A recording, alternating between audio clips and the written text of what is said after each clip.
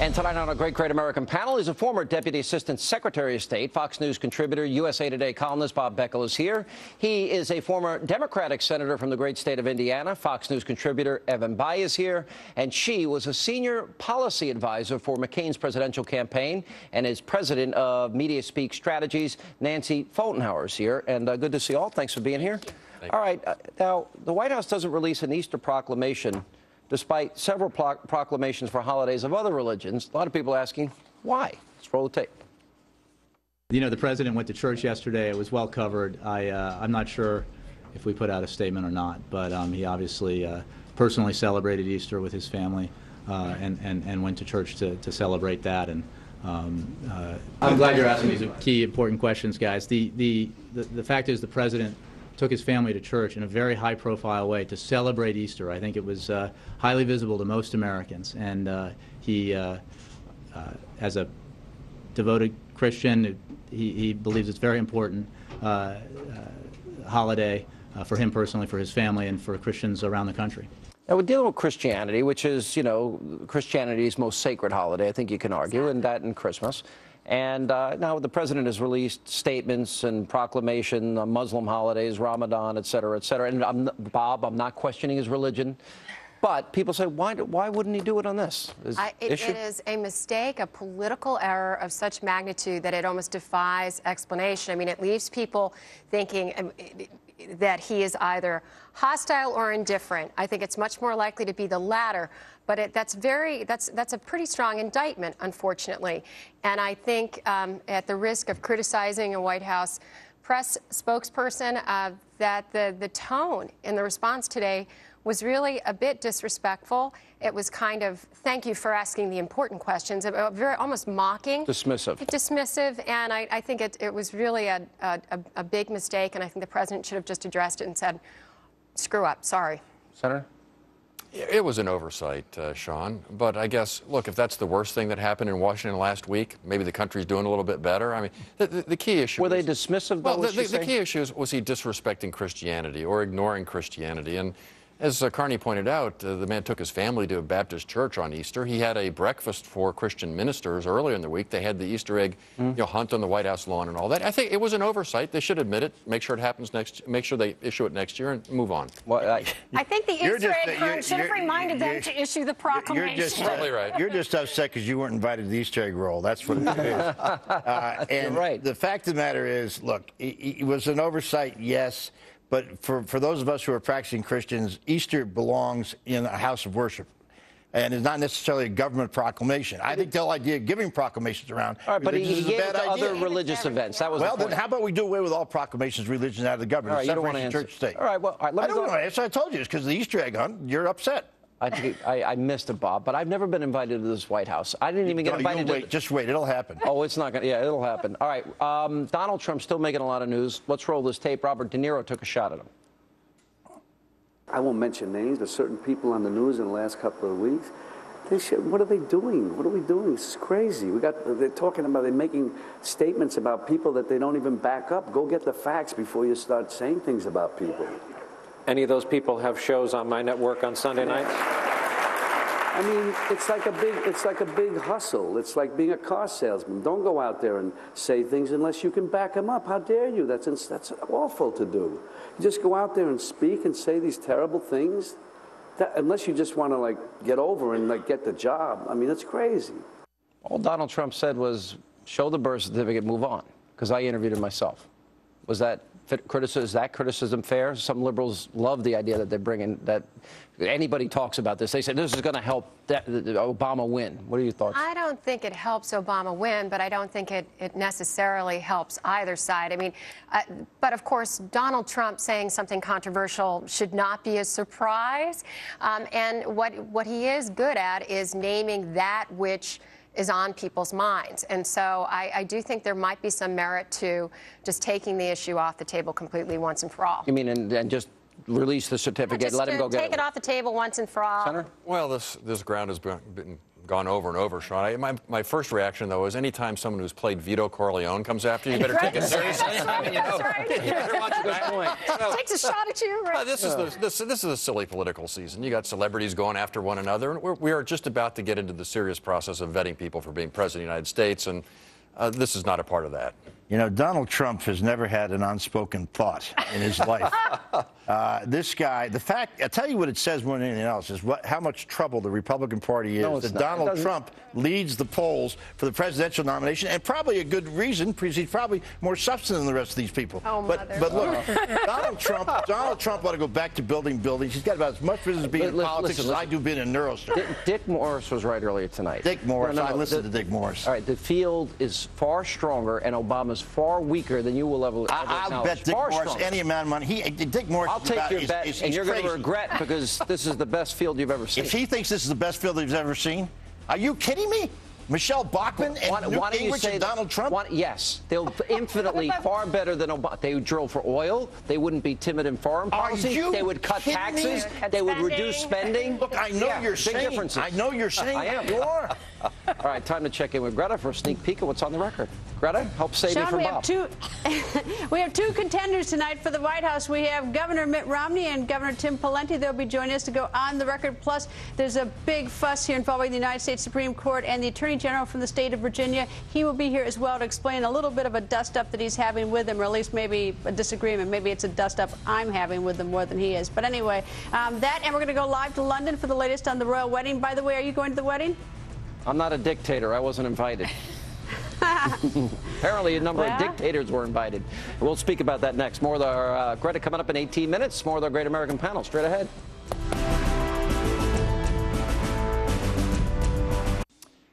And we continue with our Great American Panel. The royal wedding's coming up, and then you have some of these dictators that have been invited, you know, like Mugabe's ambassador. And I'm thinking, what are they thinking? What were they thinking? I know this is a big "what were they thinking" show, because we started with the lack of the Easter proclamation, and then this. I mean, as much as I do wish the young couple well, royal weddings are political events. They are affairs of state.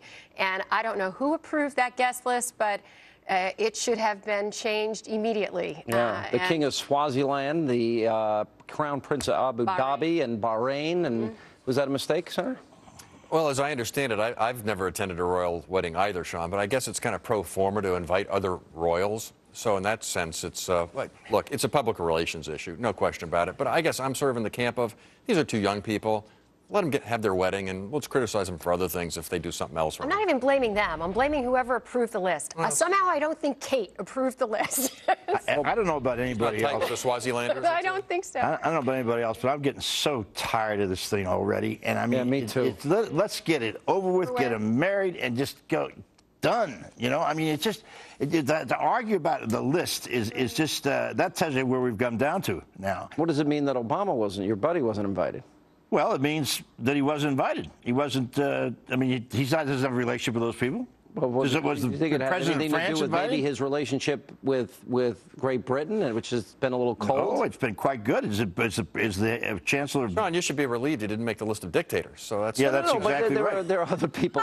Oh, well, Kate Middleton apparently invited her plumber, and all right, we'll move on. I know you don't like any Republican candidate, but in all seriousness, Bob, this president's poll numbers have been sinking, right direction, wrong direction. It's not been going well. He's timid on foreign policy. His economic policy has failed. Tell me why you don't see this as a threat. Well, of course I see it as a threat, but I mean, I've been around politics long enough to know that 18 months trying to make a prediction about elections is a fool's game. Look, but one thing I don't believe he's weak at all. But leaving that aside, let's just look at where he is today. What is the most vulnerable a politician can be as president? It's when gas prices are high. That's the most immediate impact. People feel that every day. You can talk about the national debt, and yeah, that bothers them a little bit. But gas is something that is there. So that's hurting him. But I think, look, it's this year. By next year, if it's a combination of things getting better, and they are getting better in the economy, and the fact that gas prices will be down because there's a whole bunch of hedge fund operators driving it up, I think we'll be fine. Well, so much depends on the economy, Sean, and that comes down to jobs. Out in my part of the country, it's jobs. So if we don't get a higher level of job creation over the next, year, it's going to be about a year from now. People are starting to really make up their minds. It's going to be a difficult election. For independents, the deficit really matters. And so I'm hopeful around this debt ceiling vote, we'll have a real credible program of deficit reduction, because I think independents will be looking at that. And then finally, Bob's right. Every week when you fill up that tank and you see how much you're paying, it bothers people. And that's really out of people's... We'll give you the last word. We're running out of time. I think it actually helps the Republican field that there isn't someone anointed right now, because the president can't run against a single individual. So I think that helps the Republican field, and I think it's all about unemployment and gas prices. I'm for Michelle Bachmann and Donald Trump. I'll take any of them over the current administration. I'm sure you would. And coming up, thank you all, a brutal beating at a McDonald's restaurant is all caught on tape, and now the attackers could be charged with a hate crime. We'll play the video on the other side of this break. Straight ahead.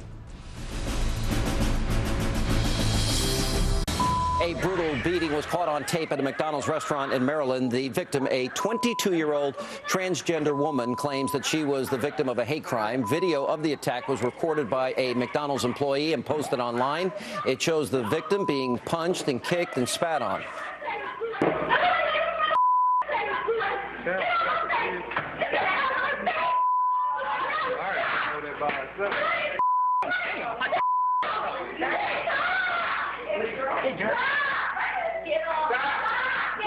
Now, arrests have been made. A 14-year-old girl has been charged as a juvenile, and an 18-year-old woman faces assault charges. The state's attorney for Baltimore County told the local paper that his office plans to gather evidence to determine whether or not this can be prosecuted as a hate crime.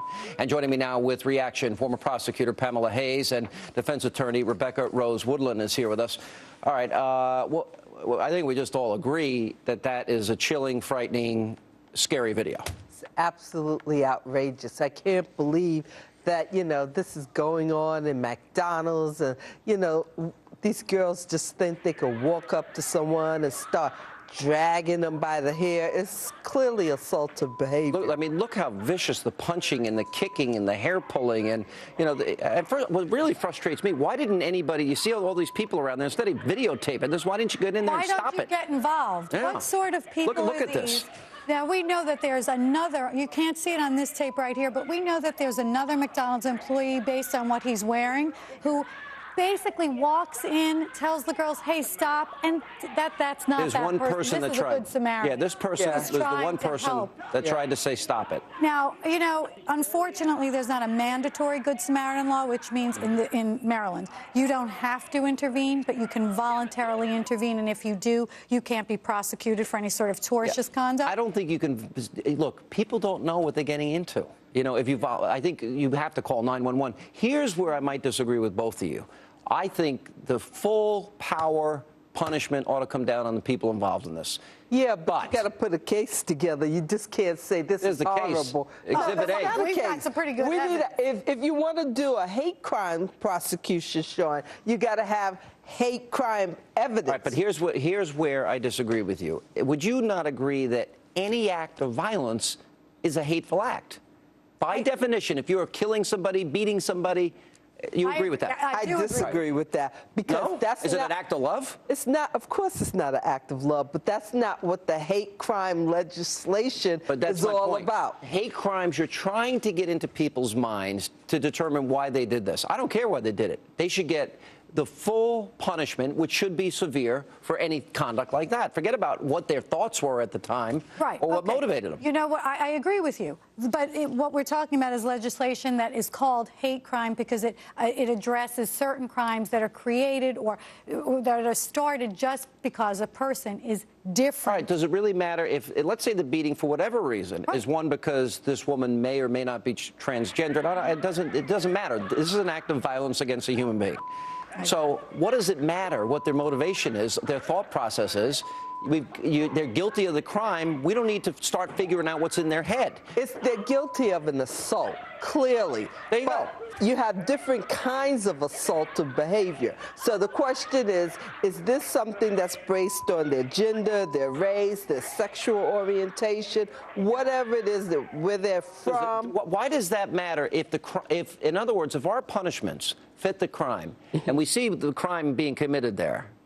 What's the difference? In other words, we don't have to go down this road. I think this idea of reading people's minds is absurd. Right. What you're saying is there's no need to separate the assault for just an assault and assault for the intent of hurting someone because they may be transgender. I can't think of any assault that's a love crime. Right. It's a hate crime. See, it's all a crime, but I think there's a history that would make one want to distinguish one crime from another. If you made this a hate crime, then you flip back to that time in Texas where we had this guy dragged. But they got the death penalty. Yeah, absolutely.